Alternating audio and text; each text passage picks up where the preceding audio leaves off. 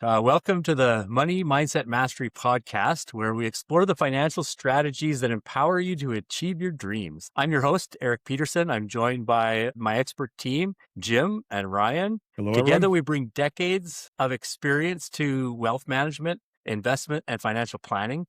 Whether you're navigating market volatility or planning for the future, we're here to guide you every step of the way. Let's dive into this episode. Did you just get your tax bill? Are you tired of feeling like you work harder every year just to write a bigger and bigger check to CRA? Well, today we're going to talk about a legal way to reduce that tax bill that isn't just put more money into your RSPs. I want to introduce you to our guest today, Dan Pembleton. He's got an MBA. He's a CFA. He founded Excelliant Capital Management back in 2002 and has spent decades managing institutional and alternative investment. He now leads the team behind Pavillion flow-through funds focused on the Canadian resource sector. Dan, welcome. Thank you very much. I appreciate being here and having my product featured. Excellent. Well, start by telling us a little bit about your background. What kind of started you out and ended you now doing flow-through with Excelliant? I'm one of the lucky people that knew from a very young age the direction I wanted to go in career-wise. So I'd always been interested in financial markets. Small fun fact, or maybe not so fun fact, is my first foray into financial markets was doing a project. I think I was probably 11 or 12 on the gold price back in 1979 or 1980 or something like that. So kind of come full circle. But did the usual stuff, going on this kind of a track. In school, economics and business in my undergrad, and then an MBA, as you mentioned, and a CFA. I started formally working in the industry as a bond trader. I did that for nearly a decade with RBC Dominion Securities, and I was vice president global money markets by the end of that, and then started Axel Capital in 2002. And my specific reason was to take things that I had learned both in working in the industry and through education and create financial products geared towards retail investing. Kind of knocked around with a few different ideas, much of them centered around commodities and commodity type companies. And then in 2008, started the Pavillion Flow Through Fund when I had, stumbled upon in many ways the tax advantage of flow through shares, and I combined that with my commodity and mining experience. So yeah, put the two together, came out with a Reese's Peanut Butter Cup. Interesting. Yeah. Well, at 11, I'm envisioning that Michael Scott wearing a suit at age 11, doing Forex gold analysis from your little desk in your room. Yes, well, yeah, uber nerd. But there you go. That's how you get started, I guess, sometimes. No, that's interesting. It's again, commodities are unique in the whole marketplace, so it's always fun to find someone who's that's their specialty. Well, for the people watching, by the end of this episode, you'll know what this strategy is, how a normal investor can use it, what the risks are, and how to find out if it fits your situation. So let's dive into it. People don't realize that their biggest expense in a year often is tax. It gets deducted off before you get your paycheck in most cases. And so most people don't think about that, and they don't know that there's an option that goes beyond the traditional TFSA or RRSP. Can you share an example of how this would apply to someone who, say, was in a tax bracket around $250K? They're in a $250K tax bracket, that they're paying a significant amount of their money in taxes, $125,000 basically, if you're in the 50% plus tax bracket. And so they've certainly in that situation probably used up every other program that exists, RESPs, RRSPs, TFSAs, all of that, and they still have a giant tax bill. And so where flow through comes in, and it's very, very flexible, is these people can also do an investment in flow through. And when you do that, you get two sets of benefits. One is what's called a Canadian exploration expense deduction, which is equivalent to 100% of the money that goes into these mining exploration companies to explore for resources, and you get investment tax credits on top of it, depending on what type of mineral they're looking for. If it's critical minerals, they'll get a 30% investment tax credit. Everything else gets a 15% tax credit. So you put these together, it becomes an enormous tax advantage, and it's very, very flexible because there's no limit on the amount that somebody can use other than what would be suitable from an investment point of view, or whatever their own risk tolerance is as well. But the government doesn't say, oh, you can only put 18% of your income in, or $7,000 a year or whatever, like the other programs have. So it's very flexible that way. On the other side, on the other end, on the way out, the money that's returned is taxable as a capital gain. It's extra beneficial. You have the deduction on the way in, more than what you actually put in, say 115 conservatively. And on the way out, it's taxed as a capital gain, which is, as most people know, is a half rate tax. So significant tax advantages for doing this program. Just for everyone who is watching and listening, whatever you hear today, please don't take this as any form of investment or financial advice. All right. So if you do have any additional questions, you want to find out more, we encourage you to reach out to Eric, who's registered to offer these offerings, or myself. But if you want to find out more, just please reach out to us. Just had to do the legals. Get that. Yeah. Yeah. Good plan. Thank you, Jim. That's why there's more than one of us. Yeah.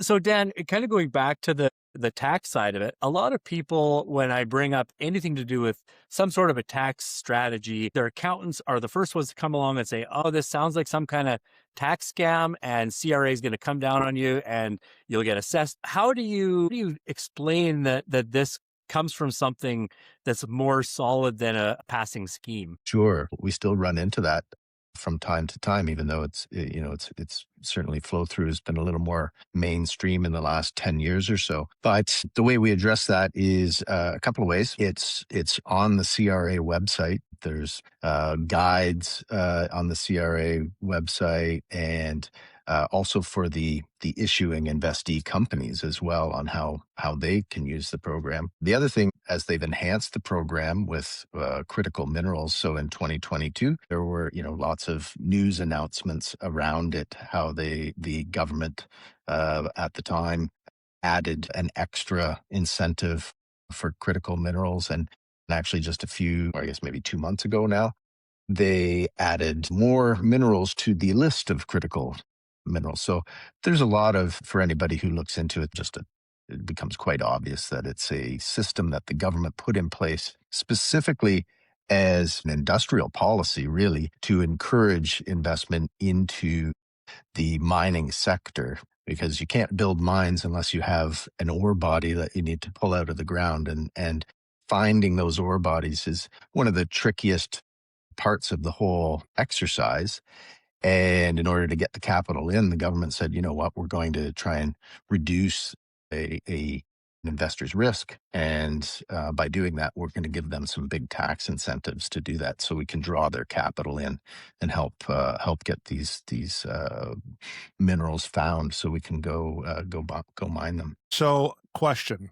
Because I know we've talked about the strategy, and a lot of people have never heard about flow-throughs. Eric, I've heard you say to people that flow-throughs was actually available before RRSPs were even introduced in Canada. Is that correct? Yeah, that is true. Yeah. Okay. Yeah. So this is like how many years? Like I don't even remember when the RRSPs were introduced into Canada. Yeah, I don't focus on that date, but it was. I know it was a long time ago. The flow-through showed up in 1954. Okay. Formally in the tax, and that at that time it was geared more towards corporations, so corporation to corporation kind of a tax program, and then it was broadened out. Now that data escapes me at the moment, but it was broadened out, 15 years or so, or 20 years later, to include individuals on Okay. their taxes. And before I forget as And well, I just just one more thing. Anyone who is watching live, you can go ahead in the chat, ask any questions. Right, Dan? You're okay to ask any questions Absolutely, well yeah. specific to your offering. So you can go ahead and reach out to us that way. And if you're watching on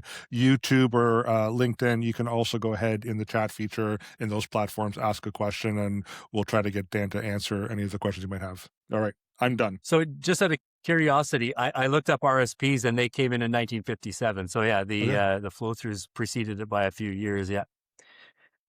So in plain language, then we talked about the tax mechanical part of this, and we'll get into that in a little bit more detail in a bit. What is the actual investment? So all benefits aside, when I put in $1, where's that dollar going? What is it doing? Who are you investing in? And how are you investing it? Sure. So the way it works is we put together a portfolio of companies that are exploring or developing. Generally, they're in the early stages of mine development. So they're exploring for minerals, or they've made a discovery and they're trying to make that discovery larger. We do that by talking to management all the time. We're certainly seeing a lot of companies come through. We're always looking for new deal flow, and we look for management teams that have a strong background of success, and with the view of, if I was hiring them, would this be the team that I would want to put in place to help me go find minerals? We look at where they're exploring and what the property's like. And we look at what the surrounding infrastructure is, kind of as a forward looking element, as if we did find something, is it in a place where we could actually get something built? Because there's no use finding something that nobody's going to either allow you to get built or is so far away from anything that you couldn't power it or get the metal or the ore processed. So we look at all of these elements, both very current and kind of forward looking, and we put together a portfolio. We generally do this. We start with a major macro look and say, okay, how much of X% commodity do we want in this and in the other? And then we look for obviously we keep or maybe not so obviously, we keep a wish list of companies that are in different areas. And then we pull together a portfolio. And this is we don't buy shares on the exchange. We buy from Treasury. That's one of the stipulations that when you're doing flow through shares, it has to be new capital. So we're buying from Treasury, and that just we find the intersection of when those companies need money, and we have money in the fund, and we come to an agreed price, and the deal is done, and that we assemble anywhere from say 25 to 35 companies into any one portfolio. And each year is a separate fund, I should point out as well. So we start with a clean slate every year because it is a tax product. We have to be completely invested by the end of the year. So it mandates that each fund, practically speaking, is one per year. And they stand alone from that point on. I should point out too, I know Jim has a question. Yeah. But the deadline for these is not like RSPs where you can contribute up until like March, April. With these, you have to be contributed before December 31st. And oftentimes Dan wants to spend Christmas with his family. So it's got to be the deadlines are before that. So keep that Whether in they like it mind. or not. Yeah. I'm showing up for Christmas. Jim, you had a question. So I actually have a question from Kevin. The question is, are flow-through funds limited solely to mining? They include solar or wind type projects. I just haven't found any that really fit. Effectively, they are limited to solely mining. They used to include oil and gas, but that was eliminated at the same time, same year, 2022, same year that the critical minerals deduction or extra tax credit was added. The gas element was eliminated from them. Kevin Day stole my question. That's exactly what I was thinking. So, Kevin, good job on that. I guess hearing all this, and I may be skipping ahead. So I'm just a regular investor, right? Listening in. making regular pay, or perhaps maybe even a small corporation. Can I participate in it? Or it sounds, because often when you listen to Instagram and all these social media, it's like, if you don't have $1 million to invest, well then, sorry. But I think that's where we come into play with this podcast, is like, we're trying to introduce other options. I guess really is, do I need millions to invest in this? So do I have to be an insider? Or Dan, are you my insider for knowing the great mining industries? So can anybody invest in it? Yeah, the short answer is yes. Our fund has a $10,000 minimum, which would be accessible to most people. And it's what's called an exempt market fund. So there are certain income qualifications and or asset qualifications. So, that would be something that anyone would go over with their investment dealer. But from our point of view, what I do know is in our funds, we have people from all walks of life. We have nurses, we have lawyers, have firefighters, we have police officers, we have them all. And we also have business owners who have had transactions where they have several $1 million worth of income in a year. So, a very broad range of people. And I kind of, liken flow through as kind of the Swiss Army knife of tax planning, because it is quite useful it has a lot of flexibilities built into it. And I think it can often be an enhancement for many people's financial plan, but that's something each person is an individual. And this is not advice, but they should seek out advice. But I think, yes, if you have a tax bill that you think is significant and or painful, probably worth getting some advice and seeing whether this fits. And again, Kevin and I are linked right now. Can the investment be held in a trust or a holding company? It could be held in a holding company. It can't be held in RSPs or other government program trusts. But if somebody had a family trust or other type of holding, then this can qualify for that. Obviously, can be held in corporations as well. Some of those things can affect the tax effectiveness of it. So you would want to get into the specifics of it to make sure that you were getting the benefits that you needed and that it was providing the benefits that you expected. But yeah, it has a lot of flexibility to be held anywhere you want. Yeah, follow on to that. I always get the real clever guy that comes out to me, oh, well, could I contribute this to my RSP and get a double deduction, get all the tax benefits, and have the growth be in the RSP? Tell us a little bit about the problems there. Yeah, the government saw that coming because the underlying is a limited partnership. In order to structure it tax efficiently, it's a flow through vehicle. So the deductions and all the expenses and things like that are flowed through to the investor so that they can deduct them from their income. And once you put something into a limited partnership, then it won't qualify. A private limited partnership won't qualify for being held in an RSP, and so you can't get the double deduction. Plus, if you even did that, then you would trigger the capital gains immediately on doing that. So there'd still be a benefit if you could, but they don't let you do that. Yeah. And so the same with tax-free savings account, RSP, LIRAs, right. These have to stay out of all of those registered accounts. Mm-hmm. Yeah. So for the people listening, think of this as something that sits beside your RSP or TFSA in your non-registered account rather than being one of those registered vehicles. And this is specifically aimed at that ugly tax bill. So one quick question before we move on, Dan. I make $500,000 this year, say. Could I buy enough of these to completely take my tax down to zero? It gets very specific. It depends where your income comes from. Most people of that kind of an income have multiple sources, capital gains, dividends, things like that. You'll get to an alternative minimum tax at some point, usually. But before you get there, you have significantly reduced your tax bill. But again, that speaks to the individual nature of it. There is an element of tax planning in it. Obviously, we're portfolio managers. We don't do the tax planning. We just provide the tool. But it's with that kind of an income, in my opinion, they definitely should be looking at flow through and learning about it at the very minimum to see whether it's something that they could use, because you run out of tools very quickly for tax planning when you get into those kinds of income areas. Yeah, no, I wanted to bring up the alternative minimum tax because I do have clients that will regularly ask, and it's like, well, you can, but at some point, CRA is going to step in and say, you're not paying enough tax, so we're going to assess you a tax, and that's the alternative minimum tax. Now, I want to move on to some real life examples.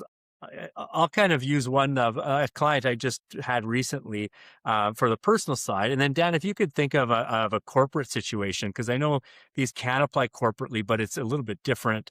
So if you could comment on that. But first, had a client, earned about 200 to 250,000 a year, received the bonus of about 200,000 that was tied to a bunch of corporate changes and bonus to how a sale was happening, and all of a sudden went from paying a large tax bill to paying a very large tax bill.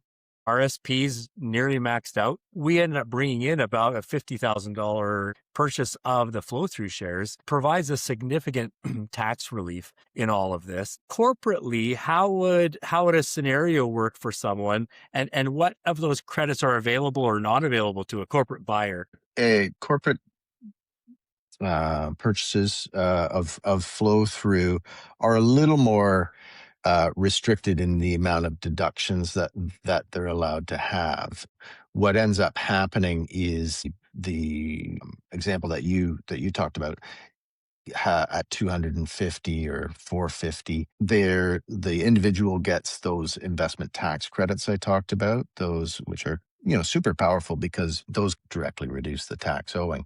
Those credits are for individuals only. So a corporation would not receive the investment tax credits. They receive the CEE deductions and reduce the corporate income that way, but they don't get the investment tax credits. Now, on the flip side, when money is returned from the fund, well, it's a capital gain. And that is in a corporate circumstance, which is great because that also is allowed to increase the capital dividend account. When it goes in, when you increase your capital dividend account, payments from that account can be made tax free to the shareholders of the corporation. So there's some nuanced benefits, but it's useful in both instances. I have a corporation. I don't choose to invest through the corporation what I do because I don't like to lose those personal. I take the money from the corporation as a bonus to myself and then invest so I can collect those investment tax credits. But that's my own situation and my own preference. Other people might have reasons why they want to do it.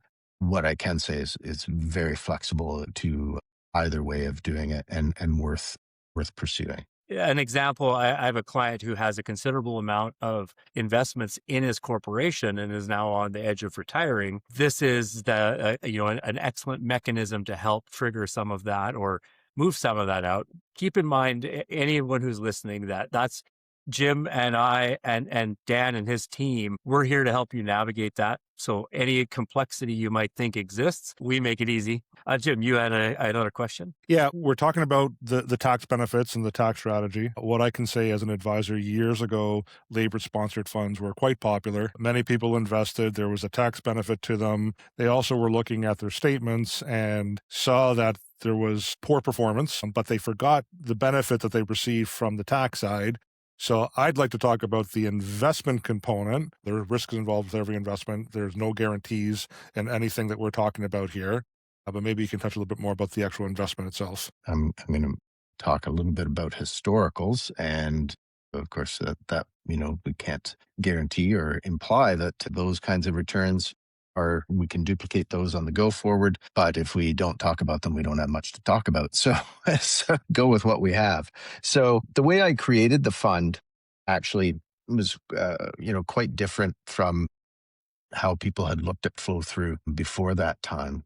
And what I did is I studied what some very astute mining investors had done in their own portfolios and how they looked at it and what was going on in flow through at the time and how people were using it. And I noticed a disconnect in the investment thesis between the two. And so what we did is I created a fund that had a longer time horizon, and we're kind of what we call a 5+1+1, which is we target 5 years.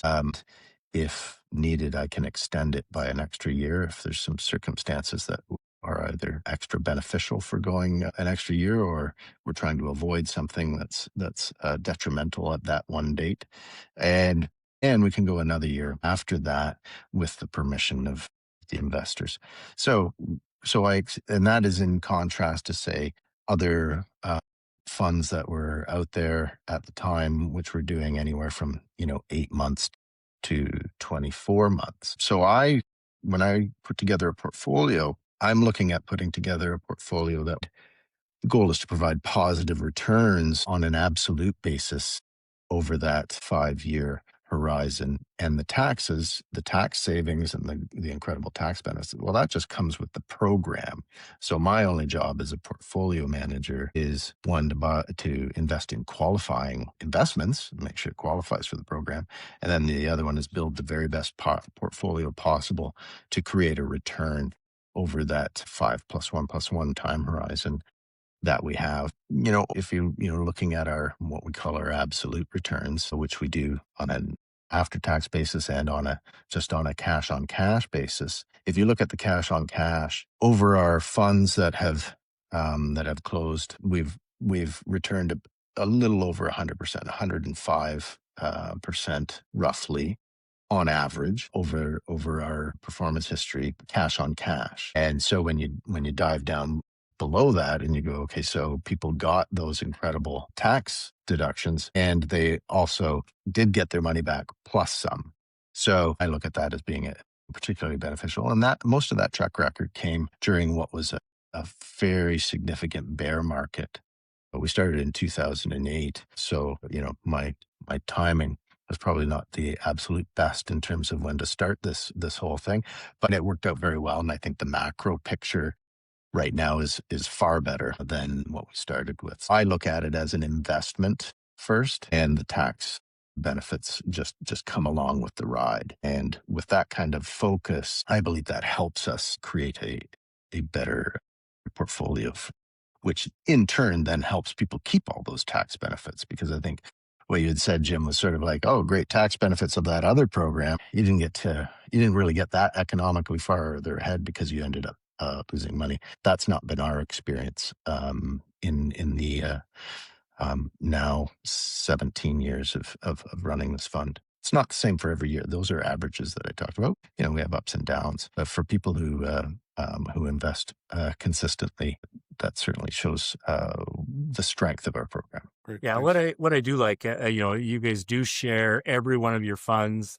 the return with the tax benefit, the return without the tax benefit. If anyone is interested to see and really discuss more about it, that's part of what we bring to the table when we start talking about the information involved. But again, always want to say past returns do not indicate future performance. So keep that in mind. And there is a lot of really specific risk in these early stage resource companies. Like, you can do a lot of technical work, but they can still start digging a hole and not find what they're looking for. But again, the managers that do well. And that's one reason why we've chosen to work with Auxilium Pavillion. I have a question, actually. We've talked a lot about RRSPs and how they kind of coincide, but a lot of our clients are 71 plus, they're retirees, right? How does this play, especially for a client that is potentially earning a good pension, is maxed out their RRSPs? Does this still fit their model then too? It certainly from a tax point of view, it can fit very well, actually, because like you said, they run out of options, and in some cases they're very comfortable and have more than enough assets and are really actually looking towards the next generation. And the best way to help out the next generation is make sure that this generation isn't taxed too heavily for these later years. Flow-through has been used by people who are older, and also helps manage those income levels, because old age security gets clawed back at pretty low levels of income. So even a small allocation in flow through for some of these individuals can actually, when you look at what the alternative, if the do nothing versus do flow through, when you add in some old age security plus all these other investment tax credits, can get very compelling for the right situation. Again, they do get very specific, but it's important. The other thing that I didn't mention before, which is handy and might, can help some people.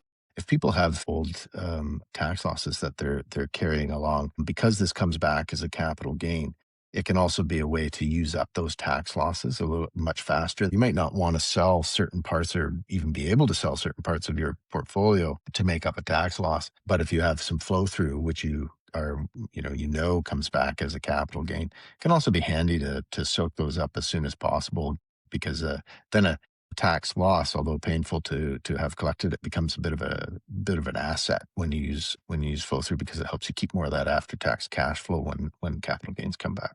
Jim, you had a question? Yeah, because the hamster woke up and the hamster wheel is spinning now.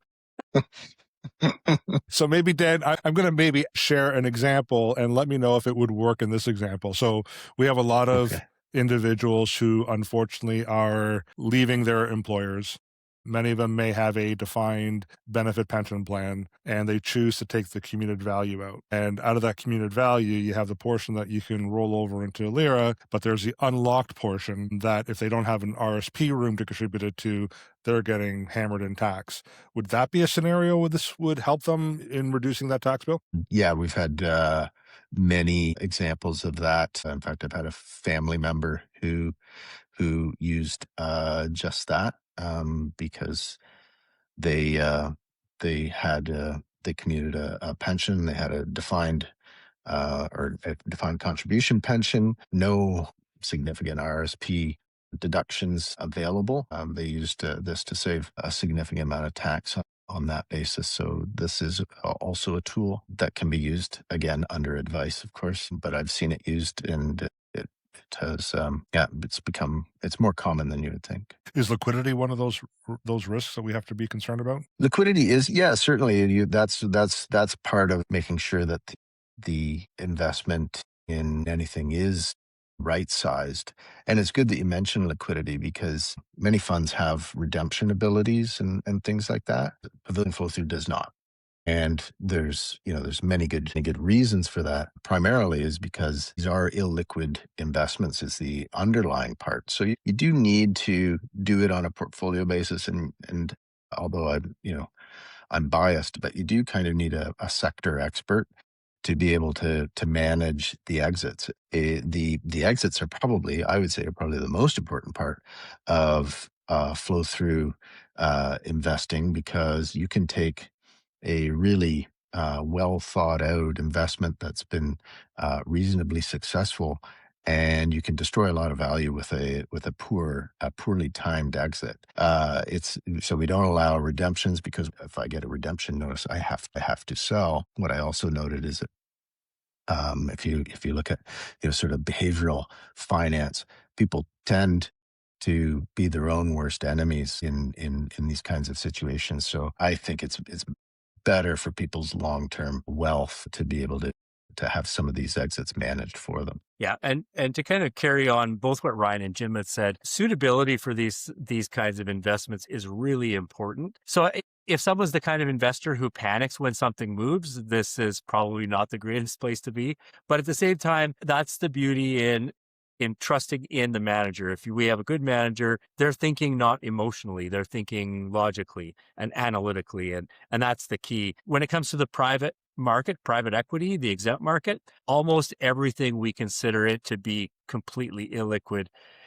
Again, it has different attributes. That's one of the attributes you take. So when we set up that suitability, we look at a client, how much of your portfolio goes into the exempt market or into something as specific as this really becomes a conversation that is unique to every individual. So I want to kind of step it now into some of the other strategies that Exiliant really talks about. And one is laddering. Can you tell us about laddering and how an investor would benefit from laddering? Yeah, good. I'm glad you asked. Flow through and Pavilion, super flexible. If somebody has a one-time or short-term tax issue over a couple of years, super flexible to help with that. But I think the most useful and the highest best use of flow through is a person who can use it annually and plans to use it annually. And what the laddering is someone plans to climb the flow through ladder, and you project out, it's like, oh, I'm going to do this for 5 years. And what you do, you buy your first year, you get a significant tax deduction. You go into the second year, you can buy it again. By the time you get to the third year, your cumulative tax deductions of your previous investments get to be a funding source for your ongoing investments. We don't wait until the end of the 5-year term to return capital. We start returning capital really as soon as something happens within the portfolio that makes it practical, whether we're controlling risk in some way, taking profit on something else, or eliminating something that we don't no longer think is worthy of having in a portfolio. We sell that, and I like to say we return when we accumulate enough cash to return a useful amount, we'll send it out. So people start to see the cash coming back as early, sometimes as in the first year, but usually in year two. And so in the laddering process, your tax refunds and the cash you're getting from previous investments starts to catch up with what your notional amount, if say it was, $25 or $50,000 a year, it starts to catch up with the amount of capital that you're allocating towards the investment, and it starts to become a funding type of program. Of course, there are ups and downs in the markets, but you get a lot of help. And if you think about this, one of the ways I personally use it is I use my flow through to bring my income down. So I'm completely out of the highest tax bracket. I live in Ontario. And then significantly into the tax bracket below that. And I do it every year. The net result will be that my average tax rate over my working life or remaining working life is much lower than it would be if I hadn't done that. Again, as you mentioned at the beginning, taxes are actually the biggest expense that people have. So that's where laddering comes down. It really helps, I believe, lower people's average tax rate over their working life when used consistently and for a long period of time. That's great. Jim, you had a question? Yeah, hamster wheel again. So can this or has this been used as an estate planning tool to lower the estate's tax liability? It's a tricky one, but yes, it has been. There is a final, everybody has a terminal return, but I haven't tested whether an executor could sign an investment. Where it has been used is people who have anticipated their terminal return. And one other feature of flow through, you can carry forward these deductions. So you can carry them forward. Some very long. You would not be offside by carrying things forward 20 years. And so if you had a carry forward, let's say you're in your 80s, and your health is maybe not as good as you expect, you could, to help out, again under advice, but to help out your executor and on the final terminal return, you could bank some deductions that could be used as well. So I haven't seen it done nor tested it on an executor level, whether an executor could make that investment decision. That might be more of a securities law than a tax law issue, but I haven't tested it. Interesting. Yeah. So we've kind of gone through a lot of the details. Let's go to what tools do you have that help people to understand what it is that you do? This is a bit of a loaded question. Your calculator, some of your information pieces, the offering memorandum. What do you have out there that will help people to understand how this can affect them? One of the first places that people could look is to look at the tax calculator. It's a simplified tax calculator, but it's notionally correct. See whether it even interests them in their rough situation, just sort of a rough outline. And then once that's done, I think people should always work with advisors. So, but there's a lot of information on our website, what flow through is about. I think the best source of information is to contact an advisor and just have a conversation about it. And we spend a lot of time training advisors and bringing people up to speed, and my staff or myself to walk through people on an individual basis or a group basis, just to help educate people as to how it can be used. So there's a reasonable amount of information available, and we're not in a rush to bring anybody on as an investor. We want happy investors because that makes my life a lot easier. So we want people to be fully informed. So we take our time making sure that everybody has all the information, is completely comfortable with what they're doing. And we want raving fans at the end of the day. And so yeah, we take a go slow approach in onboarding people for sure. That's a great answer, because I know a guy who can help you figure that out. So I think we're kind of getting close to the end. I was looking through my notes. The laddering is really important. It's that rolling. You build up a machine, especially when you start reinvesting returns. It just creates a conversion machine that really turns your income tax into capital gains, which is great. You can continue to find just the right amount for your overall portfolio. We want to make sure you're not over allocated in something like this, because these exploration is higher risk. That's why that benefit of the tax function is added to this. But in the end, very seldom where I've seen a scenario where I think that it wouldn't be appropriate. In most cases, I think there's room for some. What's your web address so people can go and do some looking if they're interested? That's a great question. Because it's not something that I usually answer. I have it all on my tabs. This is why I rely on Jim too. What's our phone number, Jim? Yeah. Now I'm rushing to find it myself. I think we're Pavillion. I think we're pavillionfund.com, but chances are, I think we bought every combination and permutation of Pavillion, so that nobody could squat. So I think they'll all get there. But I think if I had to recommend it would be like, get a hold of Eric. Yes. And then he will help you get the information directly. But yeah, we're out there. That's apparently funny that that's the hardest question I get all day. You don't sit there looking at yourself in the mirror all day. What did you have for lunch yesterday? For anyone listening, we call it a flow-through tax impact snapshot. Pavillion maintains an annual calculator because the credits do change periodically. How that affects your tax in different provinces really could change. And so it's a 20 to 30-minute chat where we go over how it fits your situation, what the benefits could be. And then from there, our goal is to educate you enough that you feel confident in either making a decision to go ahead or making a decision to not.